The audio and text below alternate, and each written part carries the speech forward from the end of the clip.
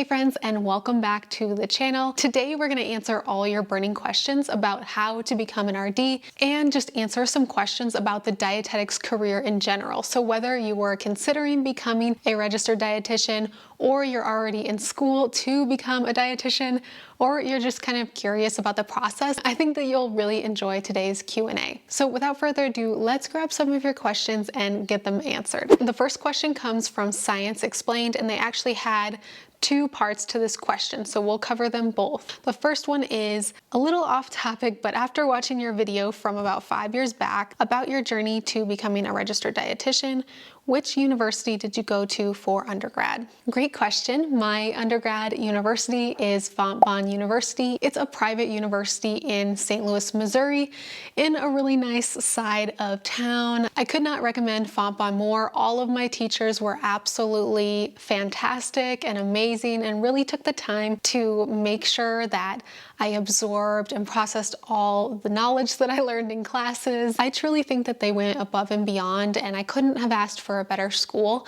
Of course, I guess when you compare a private university versus the public university, then you might get a little bit of a different experience. So no matter where you are, even if you're not in the St. Louis area to be able to go to school there, just find a university that you really get a good vibe from and make sure you visit places. I visited tons of different colleges when I was looking into what school to choose, and I really got a good feel when I went to Fontbonne University, and it turned out to be a really good school for me. So highly recommend them, and I definitely think that choosing your school is important. I'll be totally transparent. In high school, I didn't even think that I was going to go to college because I just really didn't connect a whole lot with my high school teachers, except for maybe one or two, and I just didn't think school was for me. But when I chose the right school after the fact, when I went to undergrad university and graduate school, I had so many great teachers that I totally changed my view of school. So I really do think that that matters. That said, dietetics can be a competitive field.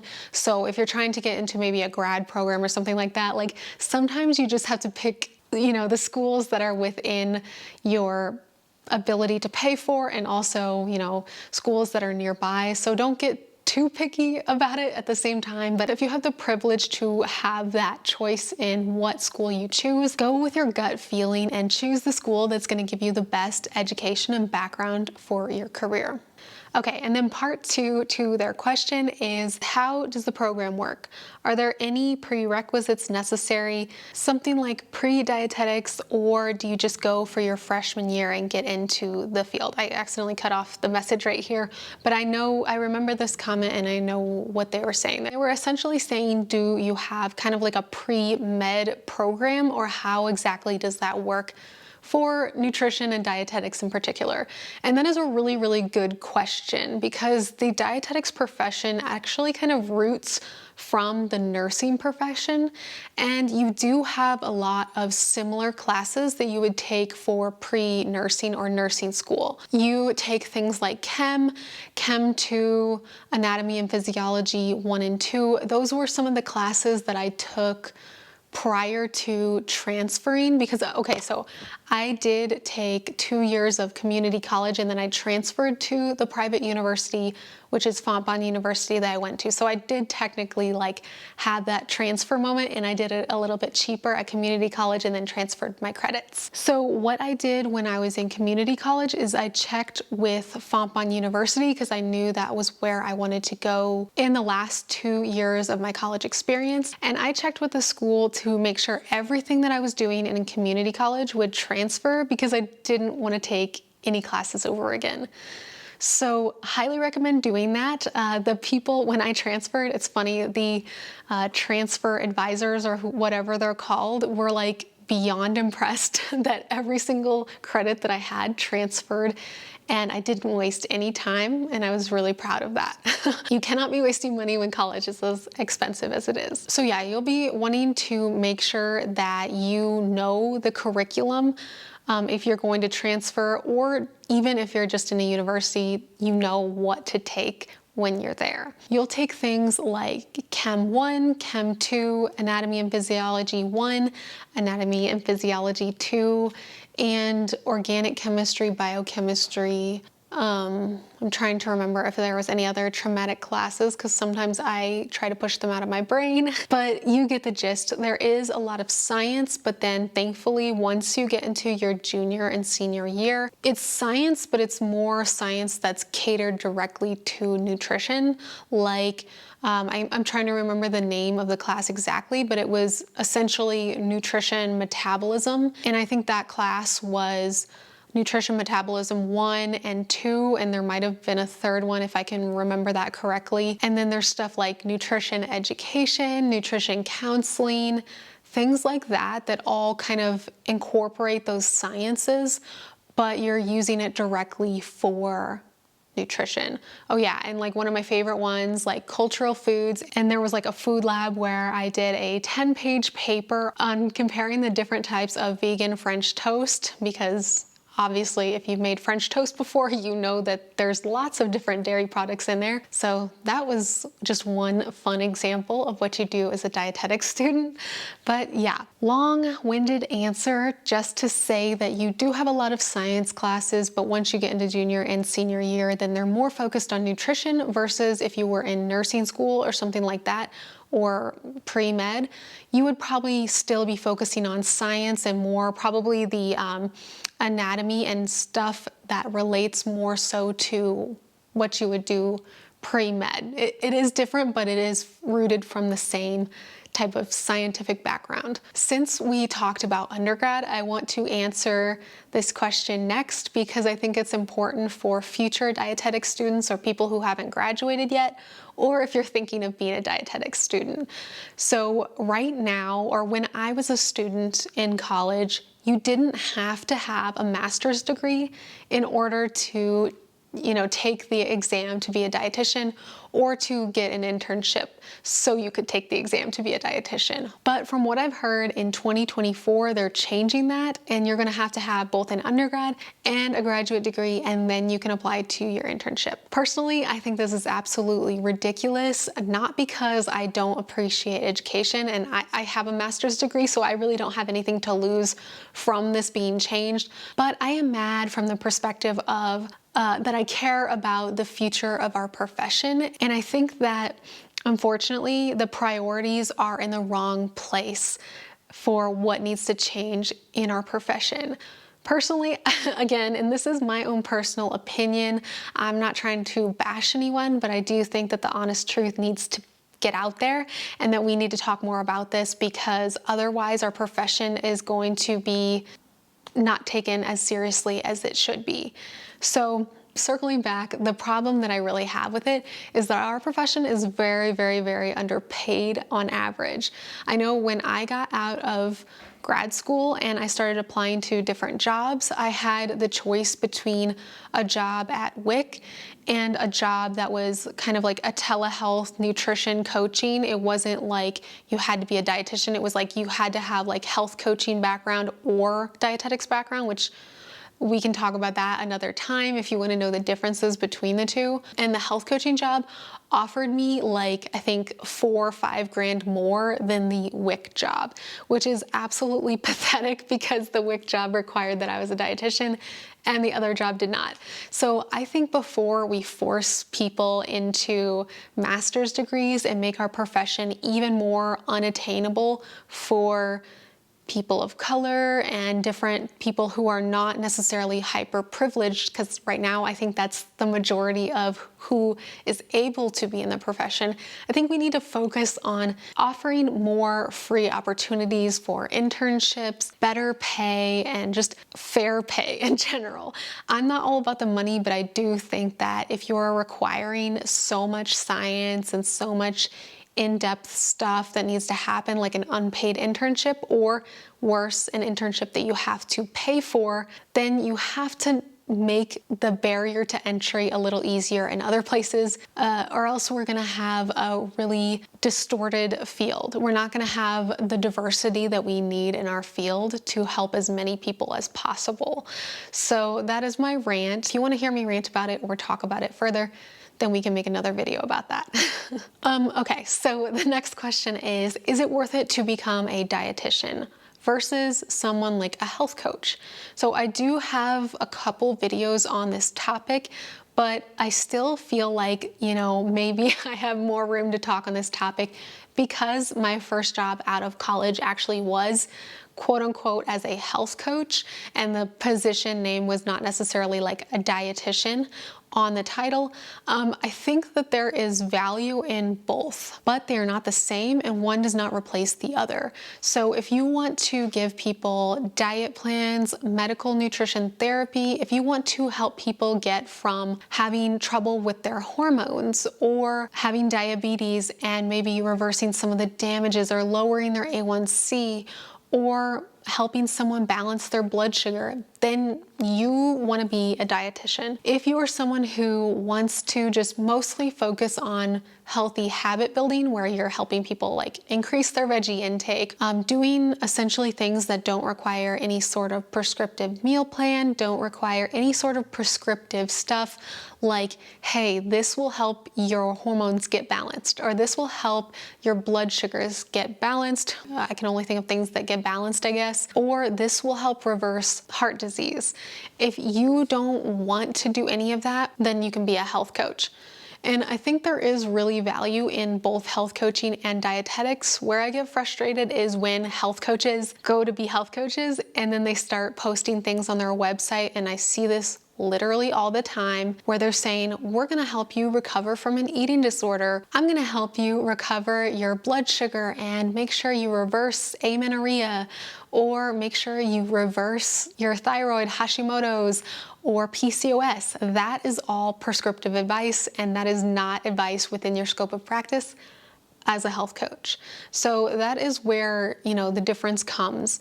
And if you just wanna work on mostly like goal setting with people and maybe nutrition coaching, and it's not very prescriptive, then you'll probably get like 40 to 50,000 a year. Again, that is just from my experience and from what I've seen on LinkedIn too, from jobs that I've considered.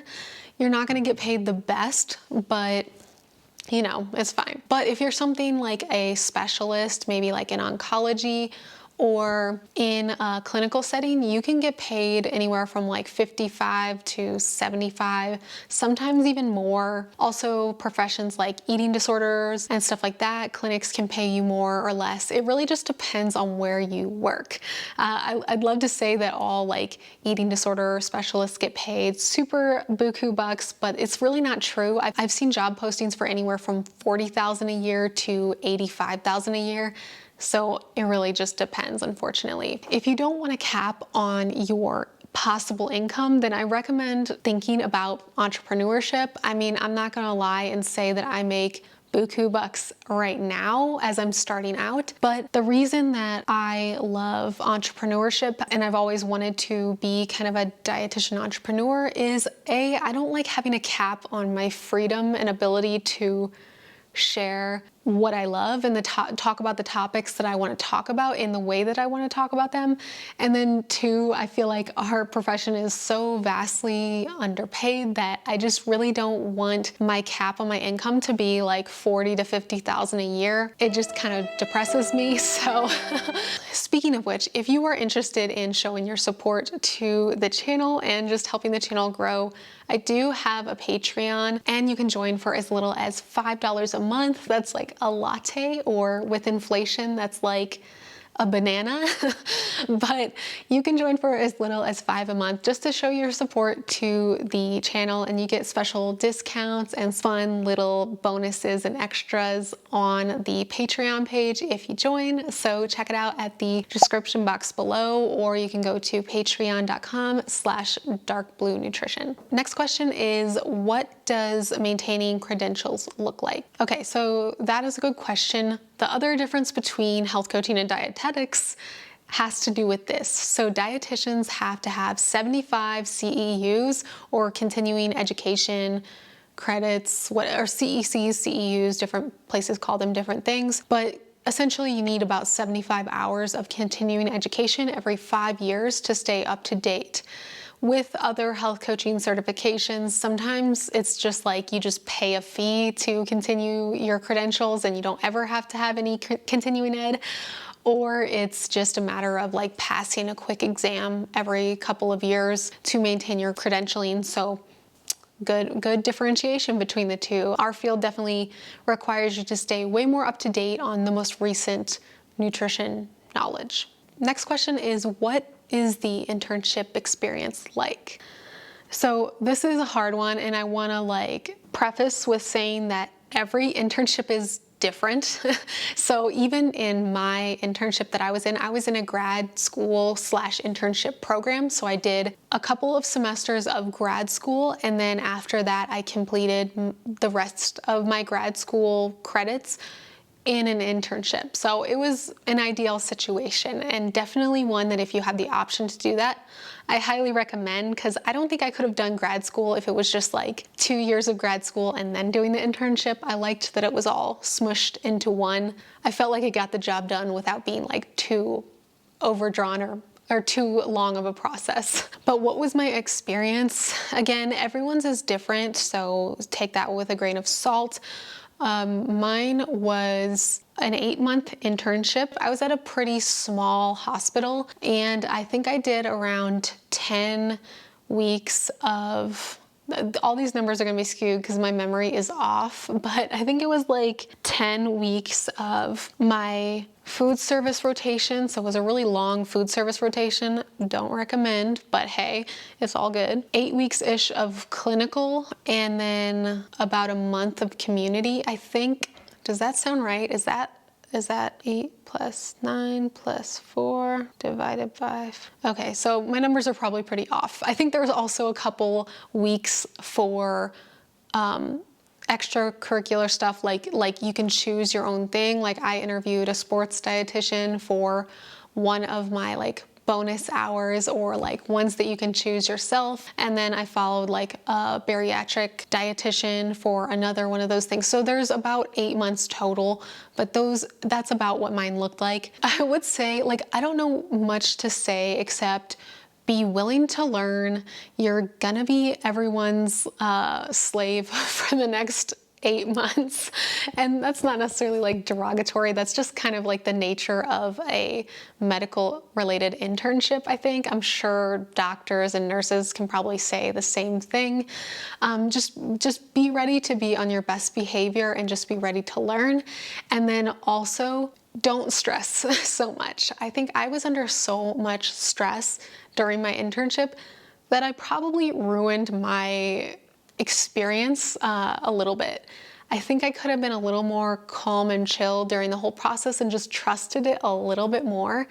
And so if I could go back in time, I would just tell myself to take a chill pill and just, it's only 8 months, like you're gonna make it through. You don't have to get an A+ in every single thing. Just do your best. They want you to learn, even if they're being a little bit like, even if they're being straight with you or you feel like they're being tough on you, they really just want you to learn and grow. So take it easy and don't take it personally. Next question is, do you have any advice for matching into an internship the first time around? Yes. So in my experience, and I think I have a video on this, or maybe it's just a video on how to give a good personal statement, which is the thing that you have to give when you're applying to internships. It's kind of like a cover letter for your internships that you're applying to. But that part is pretty important. They do read those, unlike cover letters. But my personal advice is start thinking about your internship programs and like where you want to apply before the end of your senior year. You're gonna really wanna be proactive because they're gonna ask a lot of questions about like, what type of experience do you have? And like, what can you offer to their program? And like, why do you show the skills that align directly with their program? Again, it's very much like a job application, but at this point, if you're in college, you probably haven't applied to that many like big girl or adult jobs yet. So that is what I would compare it to. Try to work in places that relate to food service, clinical, or community health. I worked in a health food store. I managed food service at a Quiznos, and then I also did some volunteer work for Girls on the Run and for our local, it wasn't a food pantry, but it was kind of like distributing summer meals to individuals and kids who would usually be on their school lunch program. So anything that relates to food, nutrition, offsetting hunger, and helping the community, food pantries, try to volunteer when possible. It can be a couple hours, it can be 10 hours, it can be all the time. Whatever you have time for, just try to get as much experience as possible. And also consider when you're in your program to make friends with your professors. Like, have a professional relationship with them so they know who you are, so they can write you a letter of recommendation that's actually genuine. I had a really good professional relationship with my instructors, and so I felt really confident when I went and asked them for a letter of recommendation. Of course, do it in a genuine way. Whoever you feel the most comfortable with, make sure you come into their office hours sometimes and ask questions and show that you're passionate about what you do, because you're gonna get a good letter of recommendation. I mean, hopefully that comes naturally, that you want to build those relationships, but just think of it as a win-win for everyone when you are applying to internships and when you're just building relationships in college. All right, I think that is all the questions for now. So let me know in the comment section below, are you a dietetics student now? Are you thinking about becoming a dietitian? Tell me a little more about you and how your experience has gone so far. I'd love to answer any questions about this. I mean, my channel is not all about dietetics and the career of dietetics, but I do like to do my due diligence and just give back to the profession as much as possible, because I was an anxiety-ridden dietetics student and I was a mess when I was just trying to learn everything I could about the profession. And I just remember watching a couple videos on YouTube and just feeling so much better after I got that, tips, strategies, advice, whatever it was, just reassurance sometimes that everything was going to be okay and that there were answers to some of my questions. So I'd love to do a follow-up if you have any other questions. If you want to continue hanging out with me today and watch a video similar to this one, then click or tap the screen right here to watch the next video.